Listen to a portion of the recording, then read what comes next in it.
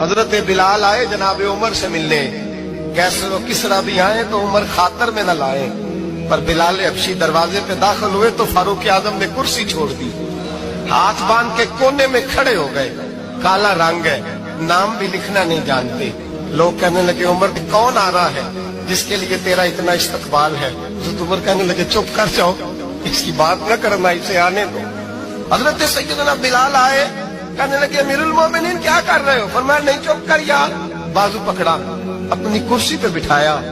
حضرت بلال کہنے لگے حضور میں غلام ہوں، مجھے تو طریقے بھی نہیں آتے ان کرسیوں پہ بیٹھنے کے، میں تو غریب ماں کا بیٹا، غلام باپ کی اولاد، یہ آپ کیا کر رہے ہیں؟ حضرت عمر کہنے لگے بلال تھا تو غلام ہی، پر جب سے مصطفیٰ کا غلام بنا ہے تو ہمارا امام بن گیا ہے، اب تو امام ہے رسول اللہ کی امت کا۔